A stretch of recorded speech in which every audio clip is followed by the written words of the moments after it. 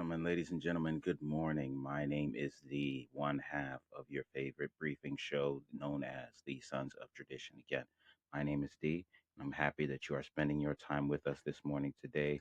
I have a few things for you today when it comes to things that we are going to be talking about.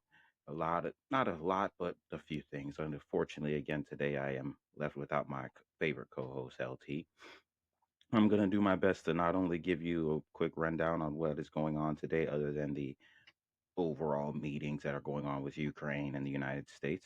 Other than that, I'll be bringing you some other stuff to check out, as well as some other things to read. I got some recommendations from some of my favorite articles and some of my favorite sites to at least check out what's going on from different parts of the aisle, whether you're looking at certain policies or certain movements of politicians in the United States. Let me know in the comments if you want to see some news from other places and from other countries. I am definitely willing to go ahead and do that research and give you a quick rundown on the whole situation. But without further ado, let's get started. And a significant move aimed at enhancing food safety, like everybody could agree on when it comes to certain foods and the things that they're put into the foods, at least in the case of America. Health and Human Services Secretary Robert F. Kennedy Jr. has directed the FDA to revise its rule that currently allows food companies to, quote, self affirm the safety of their ingredients, according to many articles this morning.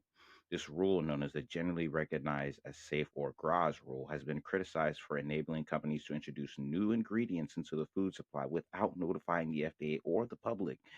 Now, Kennedy emphasized that eliminating this loophole will provide much needed transparency for consumers and ensure that all ingredients introduced into foods are safe.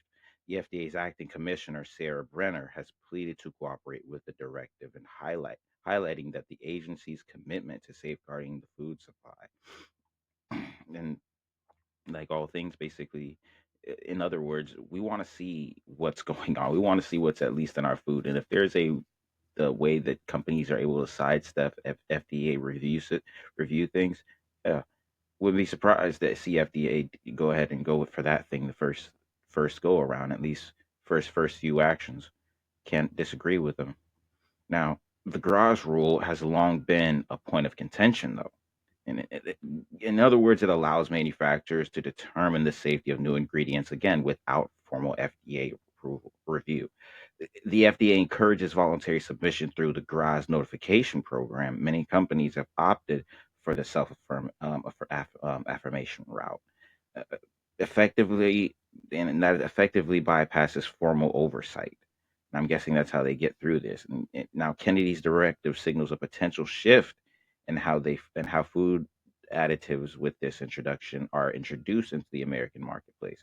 By eliminating the self-affirmation process, companies would be required to publicly notify the FDA, like everybody expects them to, when introducing new ingredients, along with providing supporting safety data, like all of us expect that currently happen to be going on. But based off the news, it seems like they're not doing that anyway, especially if there's this thing in place for them to be able to move from our perspective covertly in a way that benefits them, because this move this move is expected to significantly increase FDA's oversight as well and provide public access to information about the food activities, which should have already been available already. But we know how business works, and ultimately making food supply safer and more transparent, we could hopefully be more confident, at least in what we're eating on a daily basis.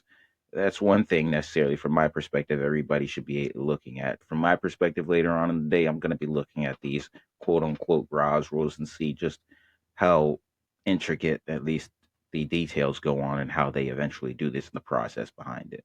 Hopefully I'll be able to share with that with you guys on a later date with my co-host LT. But you know, economic situation calls for income-based solutions that doesn't have you available at all times of the day. Nonetheless, let's keep going. In a dramatic incident off the coast, if anybody was aware, if you probably are aware, if you've been paying attention to the news recently, off the eastern coast of England, a U.S. flag tanker carrying jet fuel collided with a cargo ship in the North Sea, triggering multiple explosions and setting both vessels on fire. The collision, which occurred on Monday, involved the MV Stena Immaculate and the Portugal flagged container ship So Long. The tanker, which was anchored at the same time, sustained a ruptured cargo tank, leading to the release of fuel and a subsequent fire. Fortunately, all 37 crew members from both sides were accounted for, with only one person hospitalized. The incident is currently under investigation by the UK Marine Accident Investigation Branch. The collision raised concerns about the environmental impact that the Stena Immaculate was carrying, because Stena Immaculate was carrying about 220,000 barrels of jet fuel and then 16 segregated cargo tanks. Just, the cargo tanks you see riding down the street, I'm guessing. A lot of oil nonetheless. And the exact amount of fuel released, though, into the water remains unclear, but the potential for significant environmental damage is high. The U.S. and Portugal will lead investigations into the incident, with both countries working to contain the fire and secure the vessel. This incident serves to a lot of people as a stark reminder of why and of the risk, or at least the risk associated with maritime transport, and importance of stringent safety measures to prevent such accidents in the future.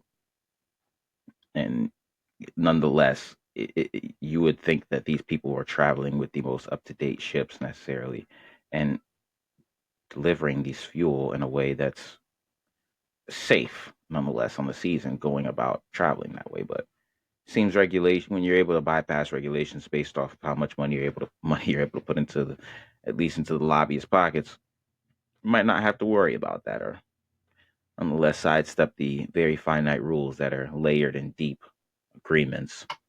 Nonetheless, there is a lot, of course, to talk about other than those two things, as well as a lot of stuff that's covering many things around the world. I want to go ahead and talk about a few things that's also being watched around the world. Again, I want to give you guys some other websites that I use, necessarily other places where I get my information from. One of them being Semaphore. I love the website because it gives me information about things going on around the world. And if I need to understand certain things, they have a side thing called World at a Glance. And today, I want to go ahead and read some of those things to you, and hopefully it'll give you some homework. At least for me, I consider this stuff homework that I like to do. I like to go ahead and sit back and be like, well, you know what? Go ahead and check out what the further dealings is with this situation in this country. From my perspective, my government's always putting out a comprehensive report on something, depending on the department that you're looking at. And from my perspective, I love reading those things. Nonetheless, let me go ahead and give you the world at a glance according to Semaphore, starting with number one. Philippines ex-president Rodrigo Duterte. You remember that guy? The guy that, like to kill the drug lords, like in broad day. That's very accusatory of me. I apologize. Nonetheless, let me go ahead and get back to it.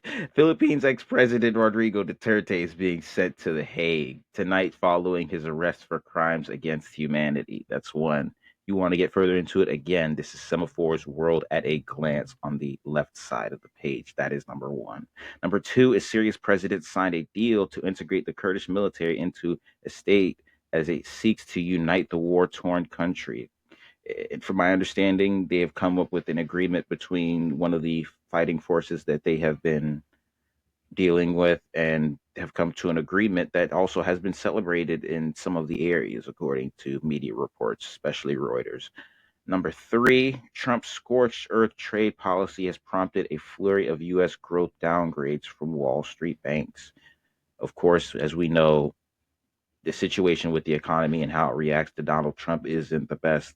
As we know, if you know anything about the people that are in these rooms, necessarily, they like consistency and predictability. And this is Trump's actions are the opposite of that. And nonetheless, the markets are reacting to that philosophy that he goes by and speaks of every single day, and does. Nonetheless, number four, U.S. immigration authorities detained a Palestinian activist who helped lead Gaza protests at Columbia University amid an escalating campus crackdown. Number five, Chinese researchers said that they had developed the first fully autonomous chatbot, intensifying the AI competition with Silicon Valley. I don't know if you guys have been paying attention to this, but China has been making leaps and bounds with its AI development with half the price, and that was most recently seen with the DeepSeek introduction. And finally, number 6, U.S. stock markets fell Monday after Donald Trump declined to rule out the potential for a recession this year, increasing investor uncertainty. Like I said, there's one thing investors don't like: it's to be uncertain in this world full of uncertainty. Now, there's other stuff that you could tap into, of course. Me, there's a few other sites, and one of them, the one that I like to use is Real Clear. It's a little on the right leaning side, if you know what I mean, but nonetheless, it kind of gives you a gauge reaction of what that side is seeing on their perspective. I'm gonna go ahead and read out a few of the articles that they have on there, things that they want people to mostly read, at least and they contextualized it for you. So, in the case of the Trump administration, we'll start with number one. Trump calls for Canada's tariffs, quote, abusers after it slaps 25% surcharge on electricity exports to U.S. That's one. DNI Director Tulsi Gabbard revoked security clearances for raft of Biden officials. Raft of Biden officials. I'm guessing that's a lot. It's the first time I've ever heard that term used like that. Another thing, Trump calls for primary against Kentucky GOP House member Massey. That seems to be something worth checking out nonetheless. But just a few things to read necessarily from the morning. And was going to go ahead and give you guys a little, was curious about the last thing I just actually read. And unfortunately, it sends me, whenever I click on it, sends me to a Truth Social post by Donald Trump. I'm going to read it for you guys real quickly. It says, "Thank you to the House Freedom Caucus for just delivering a big blow to the radical left Democrats and their desire to raise taxes and shut our country down. They hate America and all it stands for. That's why they allowed millions of criminals to invade our nation. Sometimes it takes great courage to do the right thing. Congressman Thomas Massey of beautiful Kentucky is an automatic no vote, and just about everything. Despite that fact, he has always voted to continuing resolutions in the past. He should be primaried, and I will lead the charge against him. He's just another grandstander who's too much trouble and not worth the fight.